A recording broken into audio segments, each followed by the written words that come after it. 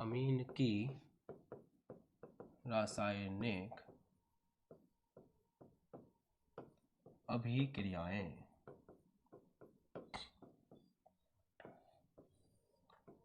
शुरू करते हैं। इतनी आसान अभिक्रियाएं हैं कि आपको लगेगा यार इससे आसान कुछ हो सकता है क्या, मतलब इतनी ज़्यादा आसान है, इतनी ज़्यादा आसान है कि आपको लगेगा बस मजे आ गया जीवन में। पहली रिएक्शन पढ़ने जा रहे हैं जिसका नाम है एसिलीकरण, असाइलेशन। इतनी हिंदी तो चलती है, इतनी इंग्लिश भी चलती है। एसिलीकरण, असाइलेशन। मैं कुछ नहीं बोलूंगा, रिएक्शन आप खुद ही करके बताओगे, मुझे कुछ बोलना ही नहीं पड़ेगा, देख लेना आप अभी। असाइल समूह तो आप खुद ही जानते हो क्या होता है। असाइल समूह आपका हो गया CH3 C double bond OCl, और ये अभिक्रिया जब होगी तो ये अभिक्रिया पिरिडीन की उपस्थिति में होगी। और पिरिडीन से तो मैं आपको फर्स्ट चैप्टर में बहुत अच्छे से मिलवा चुका हूं कि बेंजीन की संरचना बनाइए और एक कार्बन को हटा करके नाइट्रोजन लगा दीजिए, उसी को पिरिडीन कहते हैं। और पिरिडीन को लेकर के परेशान नहीं होना है क्योंकि वो तो उत्प्रेरक है। उत्प्रेरक बेटा किसी को भी परेशान नहीं करता, ठीक है। ये अभिक्रिया जो है असाइलेशन, ये 1 डिग्री और 2 डिग्री अमीन देते हैं। 3 डिग्री अमीन या अभिक्रिया नहीं देते हैं, इस बात को याद रखिएगा। क्यों नहीं देते 3 डिग्री, आपको खुद ही समझ में आ जाएगा। ये आपके सामने एक 1 डिग्री अमीन है, ये अभिक्रिया करने जा रहा है, ध्यान से देख के बताइएगा क्या होगा। इतना आसान है ना कि आप खुद ही जज कर सकते हो। यहां से एक H निकलेगा, यहां से Cl निकलेगा, HCl बाहर निकल जाएगा और इन दोनों का प्रेम मिलन हो जाएगा, दैट्स इट। तो क्या बना, CH3 CH2, उसके बाद नाइट्रोजन, उससे जुड़ी हुई हाइड्रोजन और directly connecting with C double bond O CH3। ये ग्रुप ये रहा, ये ग्रुप ये रहा, दैट्स इट, हो गए कनेक्ट। अब आप खुद सोचो, इस अभिक्रिया को होने के लिए एक हाइड्रोजन तो चाहिए कम से कम, तभी तो यहां से Cl निकलेगा। 3 डिग्री अमीन के पास में तीनों जगह कार्बन होता है। हम भूल गए सर, आप क्या बोल रहे हो, वापस से बताओ। देखो इसके पास 2 हाइड्रोजन है, इसके पास 1 हाइड्रोजन है। 3 डिग्री अमीन के पास कोई भी हाइड्रोजन नहीं होता। तो अगर 3 डिग्री अमीन के पास कोई भी हाइड्रोजन नहीं है तो ये वाली अभिक्रिया कैसे देगा बेचारा, क्योंकि हाइड्रोजन निकलेगा, इस Cl से जुड़ेगा तभी तो बात आगे बढ़ेगी। ये पॉइंट है बच्चा, समझ में आया बच्चा, कोई दिक्कत तो नहीं किसी को।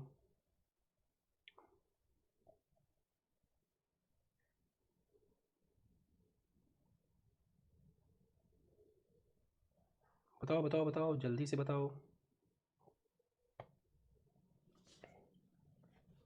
कमेंट करके बताओ कि असाइलेशन में कोई समस्या है कि नहीं है। उसके बाद एक नाम अभिक्रिया बताएंगे, चैप्टर खत्म होने वाला है यार तुम्हारा, थोड़ा एक्साइटमेंट लेवल बढ़ाओ अपना, चैप्टर खत्म होने वाला है, फिर अपने 5 मिनट बातें करेंगे और क्या, ठीक है। और हाँ, फिजिक्स की क्लास भी लूंगा मंडे के आसपास। फिजिक्स में भी 1 शॉट है, लास्ट टॉपिक पढ़ाने हैं, लास्ट चैप्टर पढ़ाने हैं, दैट्स इट। बाकी 11th का भी ऑलमोस्ट हो गया है, फर्स्ट बुक का था, फर्स्ट बुक कंप्लीट हो गई, सेकंड बुक में उनको इंपॉर्टेंट बताएंगे। 9th 10th का चल रहा है, वो भी जल्दी हो जाएगा। और वैसे भी 10th का एग्जाम बहुत लेट है, तो नए वाले बैच के साथ भी पढ़ लेंगे तो कोई दिक्कत नहीं होगी उनको। 5वीं अभिक्रिया CARB carb, CARB carb, YLAMINA carbonyl अभिक्रिया याद ही करनी पड़ेगी बहुत पैटर्न से। कुछ नहीं करना, आपको लेना है अमीन। अमीन मतलब RNH2, ध्यान सुनिएगा क्योंकि ये रिएक्शन इंपॉर्टेंट है, मैकेनिज्म नहीं है, केवल अभिक्रिया है। तो अभी हंसते हंसते हंसते मजाक मस्ती में याद कर लेते हैं। आपको लेना है अमीन। अमीन की अभिक्रिया आपको करानी है क्लोरोफॉर्म से, क्लोरोफॉर्म CHCl3, दम घोंटने वाला। वो दिखाते नहीं है सीरियलों में, पीछे से एक आदमी सफेद कपड़ा लेकर के आता है, उसमें कुछ लगा होता है, ऐसे मुंह पे ढकते और आदमी वहीं बेहोश हो जाता है, वो वाला क्लोरोफॉर्म। तो आपको अमीन को बेहोश करना है क्लोरोफॉर्म से, और साथ में उसके अंदर थोड़ा सा आपको क्षार मिला देना है, जैसे कि KOH। तो अमीन आपका आदमी है, उसको आप घुटन कर रहे हो, उसको आप क्लोरोफॉर्म दे रहे हो, साथ में आप उसको थोड़ा सा अल्कोहल दे रहे हो। देखो 2 ही चीजें तो होती हैं। KOH क्या है, केवल अल्कोहल तो नहीं है, सॉरी अल्कोहल नहीं है। KOH OH इसका मतलब वो अल्कोहल थोड़ी है वो तो बेस है, क्षार है। तो आपको लेना है RNH2। याद करवाते करवाते कभी कभी इधर उधर निकल जाता हूँ मैं ना। तो ये आपका RNH2 हो गया, साथ में क्लोरोफॉर्म है, साथ में एक क्षार है, क्षार। इसको गलती से अल्कोहल बोल दिया था, वो नहीं है, क्षार है। हर OH अल्कोहल नहीं होता ना, ये OH माइनस वाला है, क्षार है। ये 3 चीजें आपको लेनी है। यहां पे एक बहुत तगड़ी चीज बनेगी जिसका नाम है RNC। अब कुछ बच्चे ना एकदम ही ब्रांड न्यू आते हैं, वो फ्रेश पीस, जिनको कुछ ही आइडिया नहीं होता। देखो CN को बोलते हैं साइनाइड, ये सब फर्स्ट क्लास में पढ़ाया था ऑर्गेनिक में, 0 to हीरो सीरीज के स्टार्टिंग के लेक्चर्स में। CN को बोलते हैं साइनाइड और NC को बोलते हैं आइसोसाइनाइड, ठीक है, अलग अलग है दोनों। CN साइनाइड है, NC आइसोसाइनाइड है, तो कभी NC लगा हुआ समझना। Why this reaction is very very important? Because isocyanide बनाने की आपने अभी इस चैप्टर में इतनी सारी रिएक्शन देखी हैं आपने, क्या किसी रिएक्शन में आपने ऐसा कुछ देखा अभी तक पूरे करियर में, आपके ऑर्गेनिक के पूरे करियर में आपने ऐसी कोई रिएक्शन नहीं सीखी जिसमें RNC बनता हो? CN तो बनता है, NC नहीं बनता। हाँ, फर्स्ट चैप्टर में एक आध आई थी, बाकी आरएनसी आइसोसाइनाइड बनाने का एक्सक्लूसिव मेथड है ये, आरएनसी बनाने का एक्सक्लूसिव मेथड है, तो याद रखना है इसको। तो क्या बना इसमें आरएनसी, साथ में क्या बना, साथ में आपने क्षार लिया था, यहां पे Cl था तो KCl तो बनना ही था, फिर आपने OH लिया था, यहाँ पे ढेर सारा H था तो आपका जल भी बनना ही था। एक बाय प्रोडक्ट तो याद करना बहुत आसान होता है, सह उत्पाद याद करना बहुत आसान होता है, not a big deal, simple. क्या करना है, अमीन लेना है, उसका दम घोटना है, साथ में थोड़ा सा क्षार लेना है, उसके बाद में RNC बनेगा आइसोसाइनाइड, साथ में KCl और आपको मिलेगा H2O। और एक बात याद रखिएगा सभी बच्चे, ये आइसोसाइनाइड की जो बदबू होती है ना वो बहुत गंदी होती है, उल्टी सा अजीब होता है इसकी बदबू से, ठीक है, बहुत बदबू होती है इसके अंदर, बदबू, बहुत गंदी स्मेल आती है इसके अंदर से, ठीक है।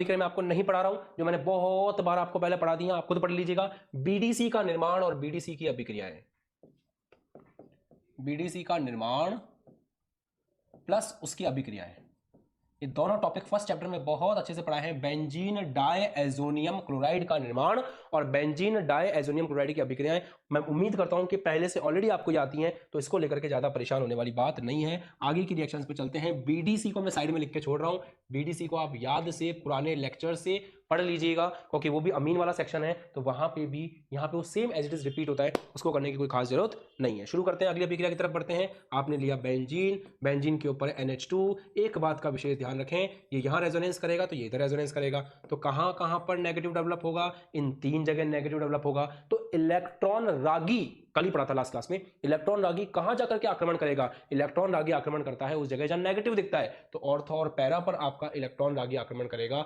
अगर आपने इसकी अभिक्रिया Br2 से करवाई, ब्रोमीन वाटर, ब्रोमीन जल से आपने इसकी अभिक्रिया कराई, तो भर भर के Br+ निकलेंगे, इलेक्ट्रॉन रागी विस्थापन आपको देखने को मिलेगा। और कहां कहां पर इलेक्ट्रॉन रागी जाकर के लगेंगे, एक इधर, एक इधर और एक इधर। समझे, बुझे, कोई दिक्कत तो नहीं, पक्का समझ में आ गया सबके, कोई दिक्कत नहीं हो किसी को, क्लियर है, ठीक है, बहुत खुशी की बात है।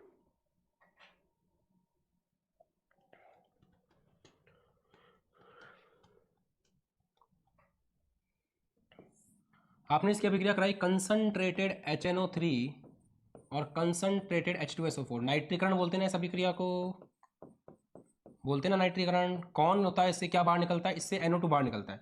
ये NO2 कहां जाकर के लगेगा, बताओ, ये NO2 कहां जाकर के लगेगा, ये NO2 कहां जाकर के लगेगा। अगर आप थोड़ा सा दिमाग चलाओ, थोड़ा सा अपना बिल्कुल इतना सा दिमाग लगाओ, तो आपको पता है ऑर्थो और पैरा पे जाके लगेगा। तो NO2 आपका जाके लगेगा ऑर्थो पे, ऑर्थो पे लगेगा ना, NO2 आपके जाके लगेगा पैरा पे। एक और बात,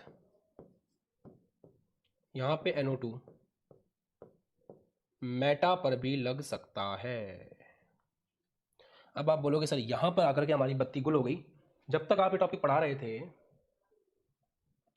जब तक आप ये टॉपिक पढ़ा रहे थे, तो हो ये रहा था हमारे साथ में कि जब तक आपने हमको ये कहा ना कि सर यहाँ से NO2 निकलेगा, आपने हमको ये कहा NO2 निकलेगा, NO2 क्या होता है, एक इलेक्ट्रॉन रागी होता है, हमें पता है, इसने इस प्रकार से अनुनाद कर रखा है कि यहाँ पे नेगेटिव है, यहाँ पे नेगेटिव, यहाँ पे नेगेटिव है, तो हमें ये बात भी पता है कि NO2 ऑर्थो पे जाके लग सकता है, पैरा पे जाके लग सकता है। तो NO2 ऑर्थो पे जाके लगा, हमारे दिमाग की बत्ती जली, हमको बढ़िया लगा, क्योंकि हमको ये चीज़ पता थी। आपने कहा कि वो पैरा पे जाके भी लगेगा, तो हमारे दिमाग की बत्ती और तेज जल गई, क्योंकि हमें पता है कि पैरा पर भी जाकर के लग सकता है। परंतु जब आपने ये बात बोली ना कि ये मेटा पे चला गया, तो बत्ती हो गई गुल, क्योंकि अब हमें नहीं समझ में आ रहा कि एक्चुअल में यहाँ पर ऐसा क्यों हो रहा है कि मेटा के ऊपर NO2 जाके लग रहा है, जबकि उसको NO2 को मेटा के ऊपर जाकर के नहीं लगना चाहिए था। अब अपन मेंटोस खाते हैं और दिमाग की बत्ती को थोड़ा वापस जगाते हैं और ये बात समझने की कोशिश करते हैं कि यहाँ पर, एक सेकेंड, ये कोशिश करते हैं कि यहाँ पर ऐसा क्या हुआ कि यहाँ पर ऐसा क्या हुआ कि मेटा के ऊपर आपका NO2 जाकर के लग गया।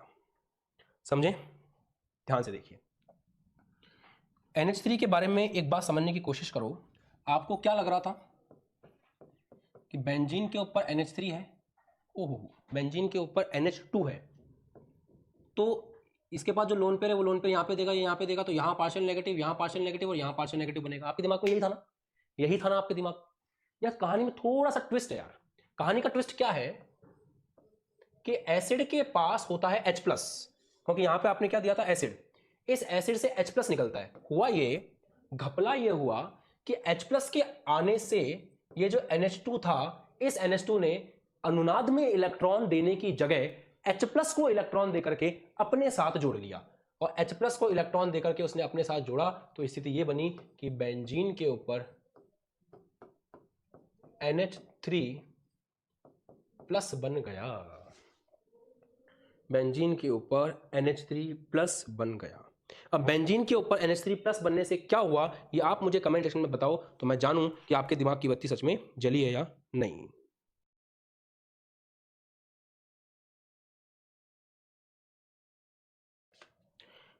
दिमाग की बत्ती जली नहीं जली तो कोई बात नहीं, मैं जलवा देता हूं। अच्छे से ध्यान सुनो, देखो ध्यान सुनो, हुआ ये, वापस समझो बच्चों, कोई जल्दी नहीं है मेरे को।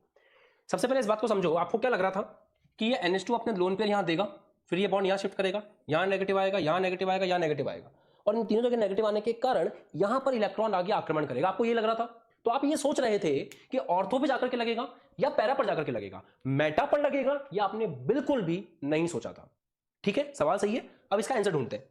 आप इसलिए सोच रहे थे, आपको पता था कि बेंजीन के ऊपर कौन है भाई साहब बैठे हुए, बेंजीन के ऊपर NH2 भाई साहब बैठे हुए, जिनके पास लोन पेयर है, वो यहां शिफ्ट करेगा, ये यहां शिफ्ट करेगा, लंबी लंबी कहानी है, और 3 जगह पार्शियल नेगेटिव आएगा। तो आपको लग रहा था कि आने वाले का स्वागत होगा ऑर्थो एंड पैरा पर, और आने वाला कौन है, आने वाला इलेक्ट्रॉन रागी है, प्लस है जो इलेक्ट्रॉन से प्यार करता है, तो जहां इलेक्ट्रॉन है वहीं तो आएगा, तो इलेक्ट्रॉन ऑर्थो और पैरा पर है, तो ये बात सही है।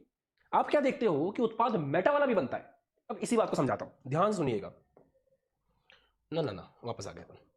हुआ ये कि एक बीच का बंदर भी था जिसको आप भूल गए, वो बीच का बंदर था हाइड्रोजन। कंसंट्रेटेड HNO3 और कंसंट्रेटेड H2SO4 ने प्रदान किए भर भर के हाइड्रोजन। वो H+ को खुश करने के लिए यहां पर बैठा था NH2, कहानी ही उल्टी हो गई। NH2 बैठा था, उस NH2 ने कहा आओ आओ H+ तुम्हारा बहुत बहुत स्वागत है, और उस H+ को जोड़ करके उन भाई साहब ने बना लिया बेंजीन के ऊपर NH3+।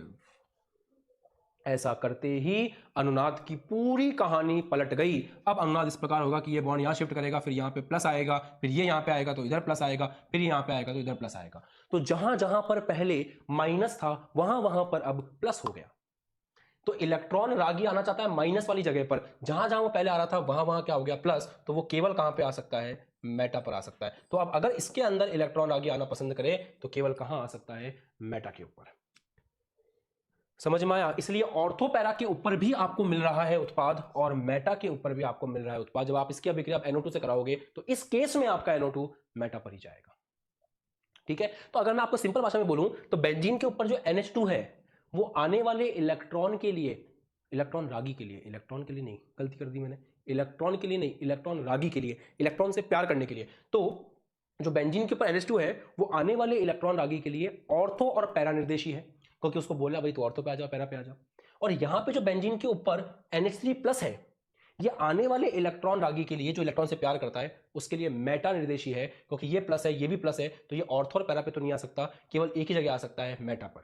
हालांकि मेटा पे भी उसका कोई बहुत बड़ा स्वागत करने के लिए नहीं बैठा है कोई, जैसे यहां तो नेगेटिव बैठा है प्लस को अट्रैक्ट करने के लिए, यहां पे कोई स्वागत करने के लिए नहीं बैठा, फिर भी यहां पे आ सकता है, क्योंकि यहां पे कम से कम विरोध तो नहीं हो रहा। अगर ये इलेक्ट्रॉन जाके यहां जाए तो ये प्लस बैठा हुआ है, प्लस आते ही बोलेगा भाग यहां से, प्लस और प्लस में होगा भयंकर प्रतिकर्षण। तो हालांकि इस इलेक्ट्रॉन रागी को मेटा के ऊपर भी कोई मुंह लगाने वाला नहीं है, परंतु फिर भी वो आ तो सकता है, कम से कम कोई लात मारने वाला भी तो नहीं है, परंतु ऑर्थो और पैरा के ऊपर तो उसको लात मारने वाले बैठे हैं। तो NH3+ के केस में इलेक्ट्रॉन रागी एक ही जगह आ सकता है, मेटा पर, और NH2 के केस में वो ऑर्थो और पैरा पर भी आ सकता है। तो हमारे केस में तीनों उत्पाद आपको देखने को मिलते हैं, इसीलिए बहुत स्पेशल है कि यहाँ पे ऑर्थो भी मिलता है, पैरा भी मिलता है, मेटा भी मिलता है। कमेंट करके बताओ समझ में आ गया क्या। और ये बात सही है कि सब रेजोनेंस की करामात है। बताओ बस, जो भी बात मैंने बोली समझ में आई सबके। नहीं जली तो कि बत्ती का जलना बहुत जरूरी है, बिना बत्ती जले कहानी नहीं बनेगी। आप इस अवस्था से थोड़ा से इस अवस्था में गए होगे और अच्छे समझ लोगे तो आप इस अवस्था में आ जाओगे, आपके दिमाग की बत्ती बहुत बढ़िया तरीके से जल जाएगी। 100% क्लियर है, बहुत अच्छी बात है। आगे बात करें, अब तो क्या ही बात करें यार, अब तो हो गया चैप्टर खत्म।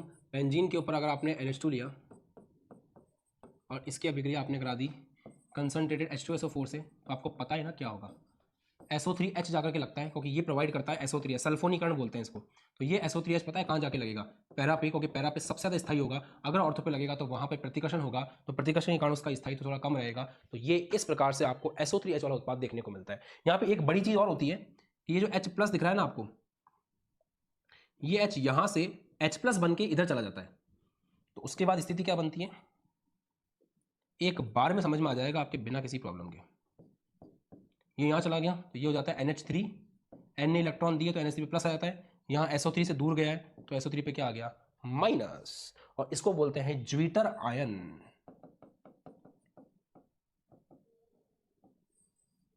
क्या बोलते हैं इसको?